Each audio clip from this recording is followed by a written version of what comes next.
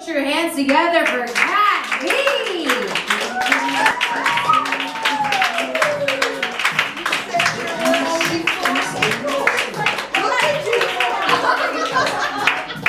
Damn! They said there's only 4 people up there. There's nobody up there. Oh my God, look at you people.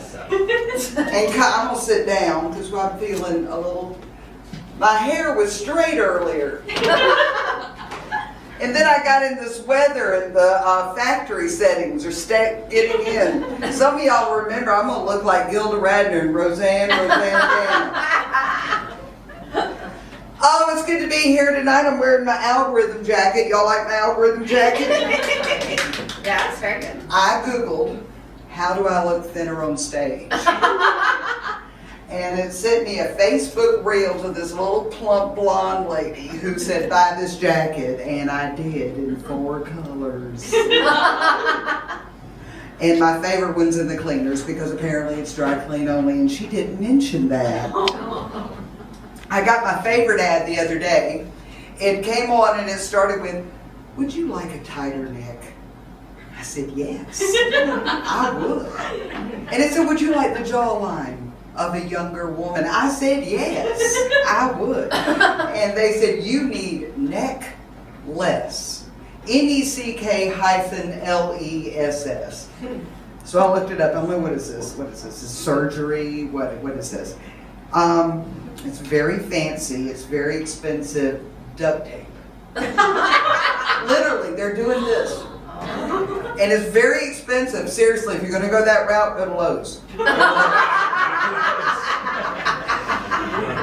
Now, tomorrow's Father's Day. Do I have fathers in the audience? Yes. Happy Father's Day. Happy Father's Day. I'm going to take this opportunity to tell you all a bit about my daddy.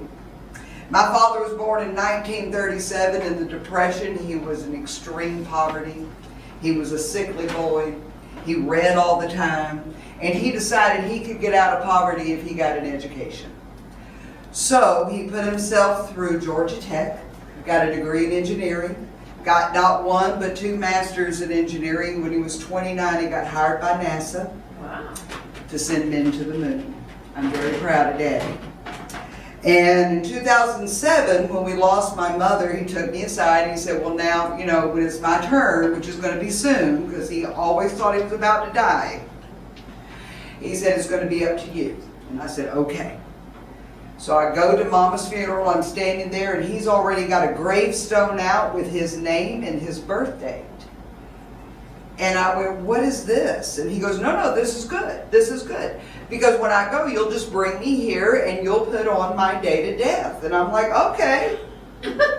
You good with a Sharpie?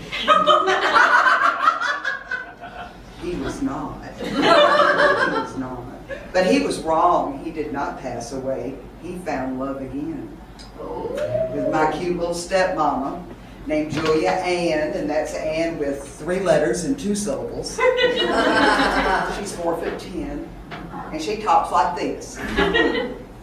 So a few years ago, he took me aside. He said, okay, well, now that I've married Julia Ann, I have different wishes for when I go. I said, all right, Daddy, what do you want? He goes, I want to be cremated, and I want half of my ashes to go to Julia Ann, and half of them for you to take to Savannah to put next to your mom. I said, okay. And it occurred to me at that moment that there's somebody at the funeral home who's going to get Daddy out of the furnace and go, 1 for you, 1 for you. Wife number 1, wife number 2. But we did lose Daddy a few years ago. We did exactly what he wanted. And Julianne got a beautiful silver urn and blue urn, and I took the other back here, and I said I called Savannah to arrange for the funeral, and I called the cemetery. And you know, I forget, because I've been gone from the South since '91. It is like another country, and you have to remember that when you call. So I called the cemetery. I got Veronica, told her the day I wanted, told her what I needed. And she said, I am so sorry for your loss. I have that date for you, no problem. We have a number of other things to go over. would you mind terribly if I call you tomorrow? My cousin was just murdered. Oh. I said, oh my God. Thank you for booking the date and call me whenever is good for you, and I'm so sorry for your loss. She said, oh, don't worry about that. Nobody liked him. Nobody did. But they called me because you can't leave a dead body laying around. Which I think should be the slogan for the cemetery. Hillcrest Abbey Cemetery. You can't leave a dead body laying around. Oh, goodness. We went down there for the funeral. We had forgotten things about the South. Something y'all might not know. Did you know there's no fast food in the South? I know that's shocking, isn't it? There are fast food restaurants. You're not going to get anything fast, is what I'm saying. We stood in line at a Wendy's in Beaufort, South Carolina, and this fella in front of us, because there's talking to do, there's fellowship to do.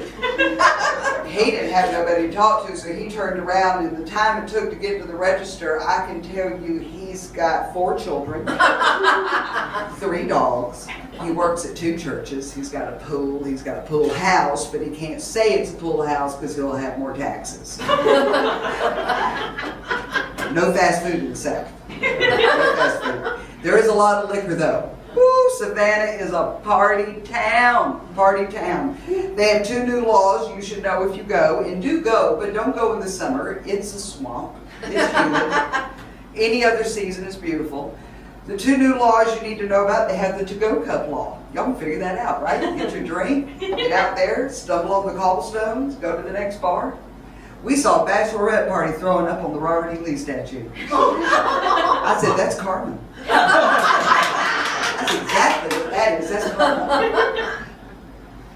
Oh, goodness, goodness. But it was a wonderful funeral. It's a beautiful funeral. And we get home, and I took over Daddy's email, just in case anything came in. Julianne just wants to order shoes from QDC. That is all she uses. I said, I'll check his email. So about 3 months after my father died, the hospital where he died sent him an email that said, Dear Mr. Smith, our records indicate you recently had a stay in one of our facilities. We do hope that you experience the excellent standard of care that we strive to achieve. If you would not mind taking a moment, click the below link and answer that short survey. Let us know how we did. So I did. So the first question was, on a scale of 1 to 10, with 1 being the worst and 10 being the best, please rate your check-in process. Daddy came in an ambulance. They expedited the check-in process. I gave that an 8. Next question was, on a scale of 1 to 10, please rate your check-out process. He didn't really check out. Well, he did. I don't think that's what... I gave it a 2. And the last question was, on a scale... And I said, would you refer this facility to your friends and family? I said no. And a comment box opened. And it said, tell us why. So I wrote, because I'm dead. Thank you. Y'all are just